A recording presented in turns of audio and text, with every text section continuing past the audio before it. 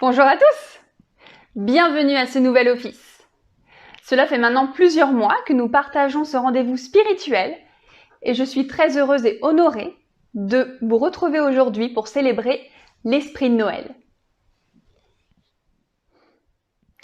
Il y a bien longtemps, l'homme savait qu'il avait une âme.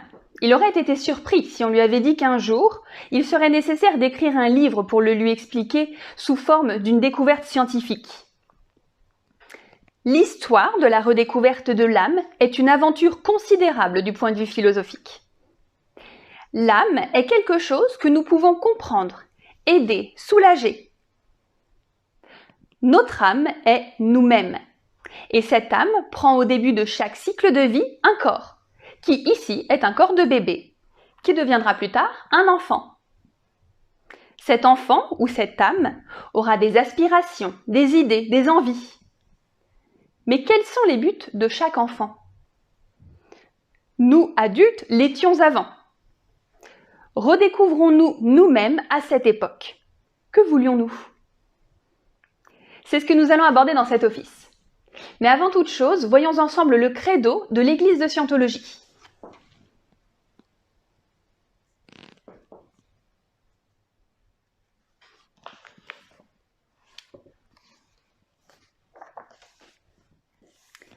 Nous, membres de l'Église, croyons que tous les hommes, quelle que soit leur race, couleur ou croyance, ont été créés avec des droits égaux.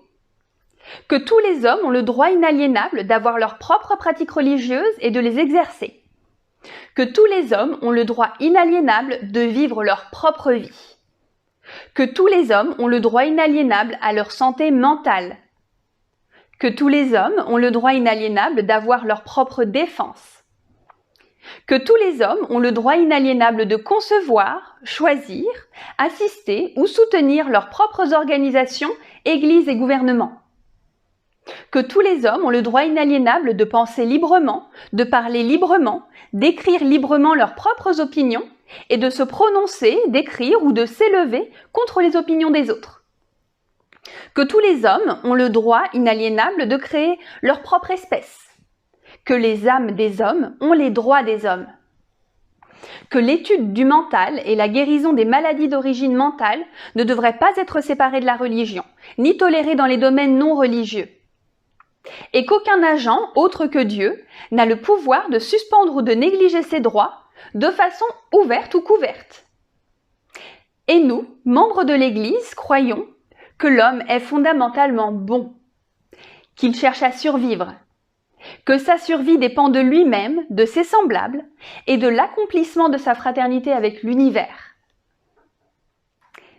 Et nous, membres de l'Église, croyons que les lois de Dieu interdisent à l'homme de détruire sa propre espèce, de détruire la raison des autres, de détruire ou d'asservir l'âme d'un autre, de détruire ou de réduire la survie de ses compagnons ou de son groupe. Et nous, membres de l'Église, croyons que l'esprit peut être sauvé et que seul l'esprit peut sauver ou guérir le corps. Bien, le texte qui suit s'intitule « L'intégrité personnelle ». Je vais vous le lire pour que vous pensiez à toujours utiliser votre propre observation lorsque vous recevez de nouvelles informations.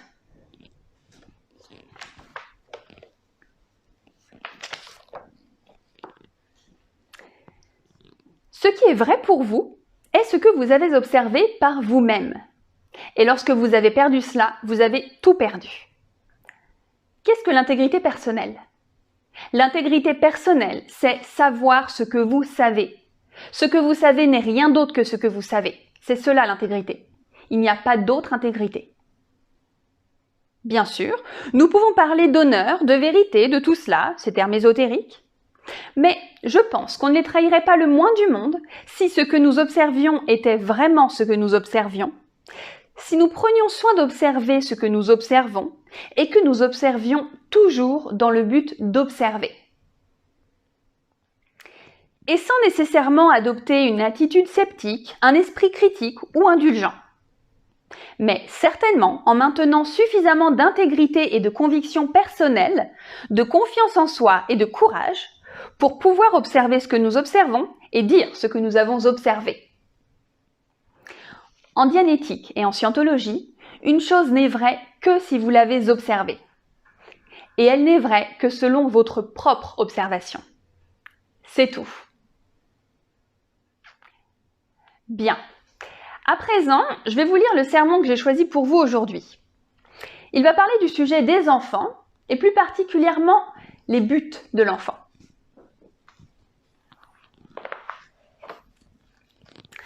Le voici. L'enfant, dans cette société, se voit refuser toute position responsable sur quelque sujet que ce soit. Dès son premier souffle, on commence à lui refuser l'indépendance qu'il recherche en tant qu'organisme. Après, on prend soin de lui d'une manière ou d'une autre, ou on le fait entrer dans une sorte de moule que les gens pensent être très désirable. Mais son indépendance, sa liberté d'action, est empêchée de tous côtés. Heureusement pour lui, il a un but, grandir. Il pourrait avoir des buts mineurs, mais ce but de grandir est ce qui le sauve. Il peut se sauver lui-même rien que par cela, à moins qu'on lui apprenne soigneusement à ne pas grandir. Si on lui enseigne soigneusement que grandir est quelque chose qui va aboutir à une situation fâcheuse pour lui, et que la seule chose enviable est de rester un enfant, on lui aura volé le seul but qui l'aurait porté en avant. Vous ne pouvez pas surestimer l'effet que cela a sur un enfant. Examinez la société et vous trouverez que les enfants qui ont été trop récompensés pour être des enfants sont ceux qui progressent le moins bien. L'attention de toute la famille est consacrée entièrement à l'enfant. On lui donne de l'importance en tant qu'enfant, de manière disproportionnée à l'importance accordée à un adulte. En d'autres mots, si le petit Willy arrive tout à coup dans la pièce, fait tomber une lampe, renverse du jus d'ananas poisseux sur le costume d'un visiteur, eh bien, c'est très bien. On complimente Willy, on le sort et on lui donne un peu plus de jus d'ananas, car il l'a laissé tomber. Ensuite, on dit « Ah, c'est juste un petit enfant, il ne sait pas ». Et cette ligne générale à l'égard de l'enfant accorde une très grande priorité au fait de rester un enfant. Et à vrai dire, qui pourrait vouloir être un adulte dans une telle famille ? Alors, l'enfant demeure avec cette sensation qu'il veut rester un enfant. Ce n'est pas rare aujourd'hui. C'était rare il y a 70 ans, mais ça ne l'est pas de nos jours. Donc, nous examinons ce but que l'enfant a, le but de grandir, et nous découvrons comment lui vient l'idée que grandir est souhaitable. Il n'a qu'un modèle à ce sujet, l'adulte. Il sait qu'il grandit. Du point de vue physiologique, il a ce grand but. Il a énormément d'énergie, il a de bonnes qualités de récupération et de guérison, il est fin prêt à être très énergique et actif et il a un but. Et il regarde autour de lui et il dit « Bon, voyons voir, je grandis. Maintenant, qu'est-ce que je vais être en grandissant ?» Sa réponse est « Je vais être un adulte. » Et il regarde autour de lui et jette un coup d'œil aux adultes autour de lui. Voilà maman, qui semble se concentrer entièrement sur le fait d'être une bonne à tout faire au service des enfants. Oh, nous ne voulons pas être maman, elle ne s'amuse jamais. Et nous regardons papa, il se traîne du boulot à la maison, et il gronde, et il a peut-être l'occasion de regarder le journal, de dîner, et ainsi de suite. Et enfin, il va au lit et se plaint au sujet des enfants parce qu'ils sont sur son chemin. Et on regarde papa, et il n'est pas non plus très élégant. Eh bien, c'est un autre adulte. À ce moment, un enfant commence à se gratter la tête et il dit « C'est quoi cette histoire d'être adulte ? Je veux rester un enfant parce que, regarde, on nous sert, on est nourri, on est habillé, on n'a aucune responsabilité d'aucune sorte. Au diable ces adultes !» C'est à peu près, en fait, ce que vous obtenez si vous résumiez tout cela. Peut-être que vous n'êtes pas spécialement d'accord avec ce que nous disons, mais on peut dire ceci. Un enfant doit faire face à un monde très étrange. Dans ce monde, l'enfant se voit refiler d'autres concepts. Continuellement, les gens lui imposent des choses qui n'ont pas beaucoup de sens en réalité. Aucun sens. Si vous pouviez vous détacher de cette chose à laquelle vous avez été attaché et que l'on appelle la réalité dans cette société, prendre du recul et regarder pour ce qu'elle est, vous verrez ce qui est un point de vue très proche de celui d'un enfant, qu'il sait qu'il aime courir et jouer, et qu'il a dans l'idée que les autres devraient aimer courir et jouer aussi. Nous regardons une grande partie de la société et elle croit que courir et jouer est pernicieux, que cela ne se fait pas, ou quelque chose comme ça. Oh, il n'y a rien de mal à aller sur un terrain de golf et à pousser une petite boule blanche, mais ne vous amusez pas. L'enfant doit faire face en permanence à ces incohérences. En ce qui le concerne, c'est un monde totalement insensé quand il y pénètre. Il y a plein de bizarreries auxquelles il doit faire face. Il doit faire face à l'étrangeté de son manque absolu d'importance, c'est la première chose. Tout le monde s'est mis d'accord sur le fait que tout ce qu'un enfant est supposé faire, c'est aller jouer ou aller à l'école et écouter. Et s'en débarrasser ici, et s'en débarrasser là, et le placer quelque part là-bas, et dire « Eh bien maintenant oui, tu peux aller t'asseoir et regarder la télévision. Oui, mais ne fais aucun bruit. » Il n'est pas supposé parler, il n'est pas supposé marcher, il n'est pas supposé s'asseoir. Il est plutôt bien ancré sur place. Malgré tout cela, sa propre vitalité en vient à bout. Donc, il y a cette tendance insidieuse dans la société qui enseigne à l'enfant de ne pas grandir, en lui enseignant 1. Que ça paye bien d'être un enfant, et 2. Que les adultes ne s'amusent pas, alors pourquoi être un adulte? Il doit faire face à cela au niveau de l'éducation. Il doit aussi faire face à des gens qui n'aiment pas les enfants et qui sont prêts à imposer à ces enfants toutes sortes de barbaries, selon l'excuse que cela permet d'obtenir la loyauté et la discipline.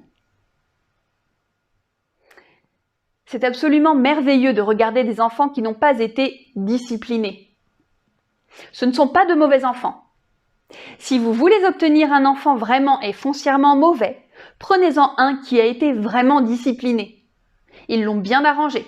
Il sait maintenant très exactement ce qu'il est supposé faire, mais aussi longtemps qu'il respirera, qu'il soit damné s'il le fera. En d'autres mots, vous avez fait de l'être tout entier une turbulence. Si vous voyez un enfant qui fait des dégâts accidentels, qui désobéit ça et là, qui a d'étranges oublis, vous pouvez être sûr qu'il y a là un enfant qui a été, d'une manière ou d'une autre, pas mal harcelé. Mais l'enfant qui n'a jamais été puni est plutôt en bonne condition. Cet enfant va faire son chemin pendant longtemps. Et sans tenir compte de ce que l'on peut dire sur la quantité de névrose nécessaire à la réussite d'une personne, j'ai bien peur, quand nous regardons dans le monde, que nous ne trouvions que la majorité des gens qui réussissent dans ce monde proviennent exactement de ce genre de milieu. Toute l'indépendance innée, le désir natif de grandir et de poursuivre sont intacts chez cet enfant.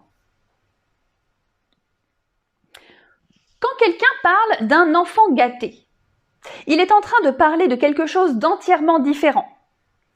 On doit vraiment nommer et évaluer ce qu'est un enfant gâté avant de pouvoir comprendre l'acte de gâter un enfant. La façon dont les enfants sont gâtés est de leur voler leur indépendance d'action. C'est la manière de gâter un enfant, pas en l'aimant, pas en lui donnant des choses. Ces choses ne gâtent pas un enfant.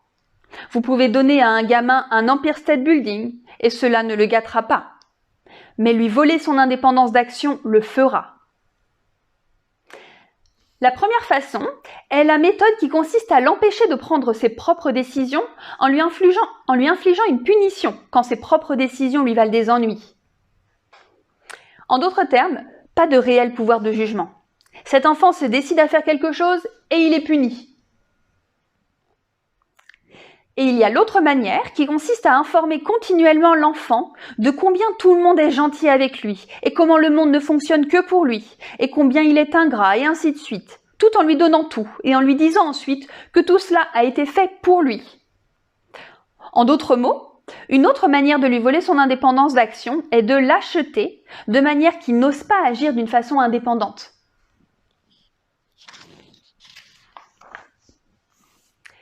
La méthode de la punition va se terminer en fin de compte par une terrible révolte de la part de l'enfant. Il n'a rien qui compense la punition, le harcèlement et le reste, et il va lancer un défi au destin et probablement devenir, de façon très irrationnelle, un rebelle contre tout le système. L'autre méthode consiste à acheter l'enfant, à dire « Eh bien, maintenant, voici tes jolies nouvelles chaussures, Jeannot. » Saisissez cela. Tes nouvelles chaussures. Je vais t'acheter tes nouvelles chaussures.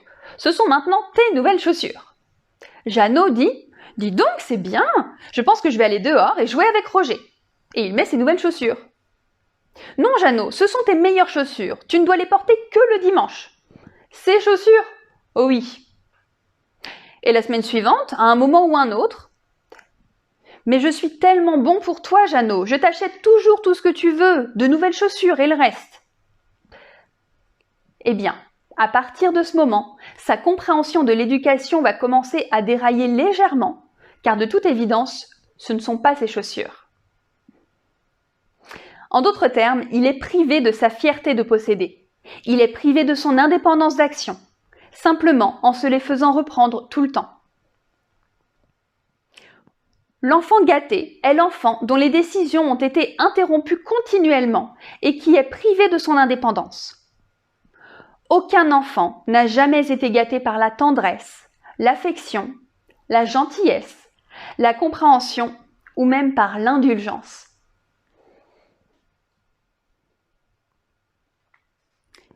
La scientologie contient une abondance d'informations sur la façon d'élever les enfants. Et dans le monde d'aujourd'hui, c'est une information qui devrait être connue pour le bien de la société. Étudiez le livret « Les enfants » où vous trouverez une grande partie de ces informations. Vous les trouverez aussi dans le très complet manuel de scientologie. Armez-vous de cette connaissance et aidez à créer un monde meilleur. Bien. À présent, et sur ces jolies paroles, ouvrons une parenthèse un peu spéciale. J'aimerais que vous vous joigniez à moi pour souhaiter la bienvenue à plusieurs belles âmes qui sont récemment arrivées parmi nous. Et oui, 3 mamans de notre communauté scientologue viennent de donner naissance à des petits garçons. Alors, Maël Bartha, Sacha Yana et Léon Chouanet, bienvenue. Nous sommes très heureux de vous accueillir en ce monde et vous souhaitons tout le bonheur qu'il est possible d'atteindre en une vie. Et si toutefois vos parents souhaitaient vous faire baptiser, ils pourront le faire, grâce à l'une de nos cérémonies prévues à cet effet par Elron Hubbard. Merci. Maintenant, en cette période de Noël, quel plus beau cadeau à faire à un enfant que de lui permettre d'atteindre ses buts et ses rêves. Et peut-être que vous, parents, ou futurs parents, ou peut-être grands-parents, peut-être avez-vous des questions sur la façon d'élever un enfant de façon à ce qu'il soit parfaitement heureux et en bonne santé. Eh bien, pour être un bon parent et comprendre les enfants, il suffit de comprendre les êtres, n'est-ce pas? Une formation d'auditeur en scientologie vous donnera non seulement cette compréhension, mais aussi les outils pour aider les enfants à atteindre leur but. Et Sana Pénichon, notre superviseur des cas supérieurs que vous connaissez, vous donnera un échantillon de cette connaissance aujourd'hui par webinaire à 17 h. Contactez les organisateurs de l'office pour obtenir le lien. Vous ne voulez vraiment pas manquer ça. De mon côté, je vous invite au prochain office qui aura lieu dimanche 27 décembre à 11 h en ligne. Et d'ici là, je vous souhaite de passer un excellent Noël. Profitez-en, mettez-y plein de vie, plein d'amour et plein de magie. Maintenant, nous allons terminer cet office avec la prière de scientologie pour la liberté totale.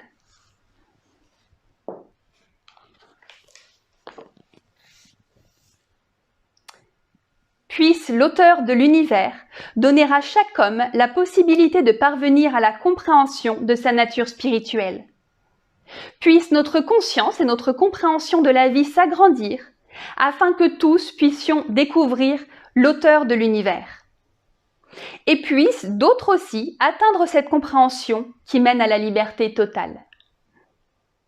En ce moment, nous pensons à ceux dont la liberté est menacée, à ceux qui ont souffert d'emprisonnement à cause de leurs croyances, à ceux qui ont été asservis ou martyrisés, et à tous ceux qui se font brutaliser, piéger ou attaquer. Nous prions pour que les droits de l'homme soient préservés, pour que les peuples puissent croire et pratiquer leur foi librement, afin qu'à nouveau la liberté règne dans notre pays. Libérés de la guerre et de la pauvreté et du besoin. Libres d'être, libres de faire et libres d'avoir. Libres d'utiliser et de comprendre le potentiel de l'homme, un potentiel d'origine et de nature divine. Et libre de parvenir à cette compréhension et cette conscience qu'est la liberté totale. Dieu fasse qu'il en soit ainsi. Merci.